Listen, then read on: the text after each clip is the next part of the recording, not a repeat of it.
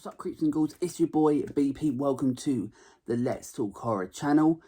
On this video, I'm going to be doing a quick review of Skinamarink, which is probably the complete opposite way of pronouncing it, but either way, that's what it is. We're going to do a review quickly about that. This is a film that has taken the world by storm, doing something that I absolutely love and that we all love, dividing horror fans all over the world as to whether they enjoy this film, as to whether they don't. This film follows two kids, a brother and sister. They wake up in the middle of the night to find that they cannot find their mum and dad, and doors and weird stuff keeps happening. Doors keep disappearing.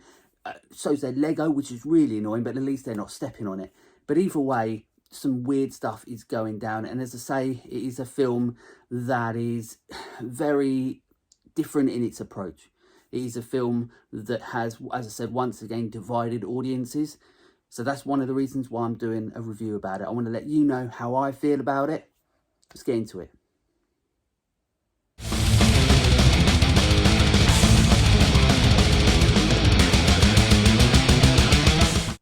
So as usual, in this review, there will be spoilers. So make sure if you haven't seen this movie, go and watch it first. And then if you feel like it, come back and watch this review. The reason there's spoilers is because I want to give you an honest opinion of it.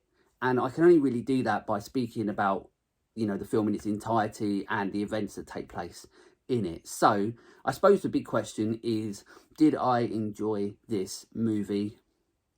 No. Now, remember, this is my own honest opinion, but I didn't enjoy this movie. And once again, honestly, I pretty much fell asleep and tried not to and kept waking myself up.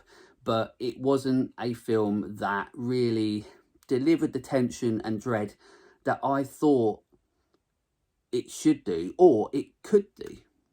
You know, this for me feels very much like an art house film, not even necessarily a horror, just a film that is made to ask questions and be ambiguous. And that is not necessarily a bad thing, because as we've seen all over the world, people are talking about this film.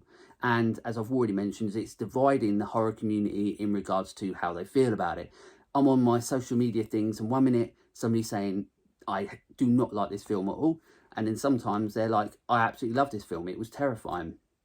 There is not a single point in this film that I, you know, was scared, or I thought that it was, you know, terror at its best or anything. It was not a film, and that could be for my years of watching horror and being completely desensitized.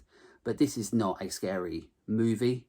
And I think the only time you could look at this as being scary is if you are someone who, like so many people in the world, are, you know, scared of dark or have a phobia. If you are that type of person and you want to watch this film, maybe have the lights on. It can be seen as very claustrophobic. But then I suppose that's a good part of the film, because I do genuinely admire the filmmaking, because once again, this is a risk. And like, I mean, when you're making any film, it's a risk. And this is something that is very apparently different. Very different to almost anything anyone's seen. And I think that is a fantastic part. So all credit to everybody that, you know, was involved in making this movie, because you did it. You've made a small film for no money that's made a load of money. And it's great for horror. But it doesn't necessarily always mean, as I say, that, you know, it means it's a good film. And for me, it wasn't. It was an hour and 40 minutes when it could have been 40 minutes or less. Nothing happens in this film for the last 30, 20 minutes. And there's only one scene in this film that is sort of a nasty scene for me, where the entity, and remember I'm talking about what happens in the film, but the entity tells the kid to put a knife in his eye, and that's just a horrible scene, because you don't want that to happen to kids or your own kids or anybody else's kids. It's just a horrible thing. And that is probably one of the only scenes that moves the film a little bit further, or creates a little bit more tension or dread, as I said, about it. And the ending is obviously, once again, very ambiguous and creating conversations as to what actually happened in the film. If you want to know my own personal opinions, I think the start of the film was almost integral for the telling of what potentially could be the story of the film. You get a conversation with the father who's talking about the boy that has fallen down the stairs.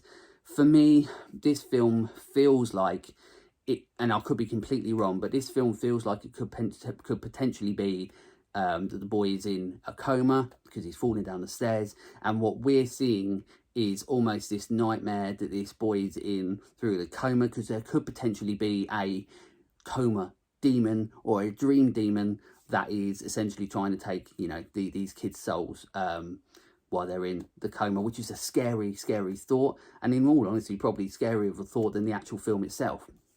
But that's how I feel, because we've also got the bit which is confusing a lot of people near the end, where it's saying about 560 odd days, and that for me was almost not necessarily clarity, because it could be completely wrong, but for me it was one of those things like, okay, well, is it potentially that he's now in 562 or whatever it was days of his coma, and then at the end of it, it gets a little bit more messed up. So is that then him not waking up from the coma and so on? And without the film, you're almost potentially reliving trauma that this kid might have had. And also, once again, that's a nasty thought to think that this kid, if he is in a coma, which I said could be completely wrong, but if he is, then the thoughts that he's having are these nasty thoughts about what could potentially have happened during his time out of it. But also, if it's this sort of entity, this demon that's trying to make him pass over and come into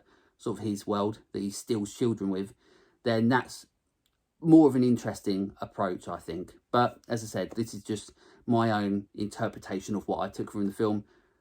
Could be completely wrong. I could be literally talking absolute rubbish. So let me know in the comments what you think this film is all about.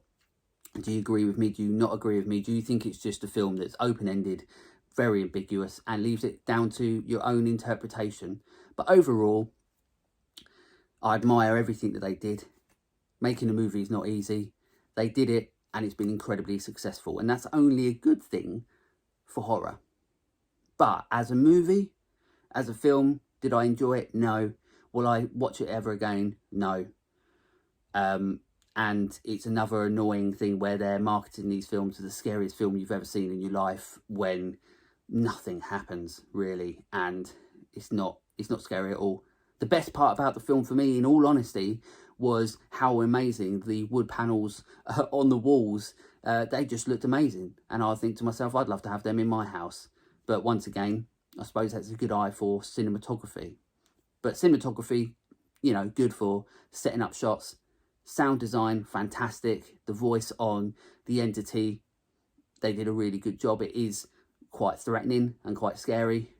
And I like the fact that it's ambiguous and sort of open-ended and open for discussion, much like this video. So as I said, pop in the comments, let me know what you think about Skinamarink. If you like it, good. If you don't, good. Doesn't matter either way. This is just my opinion, and I want to hear yours.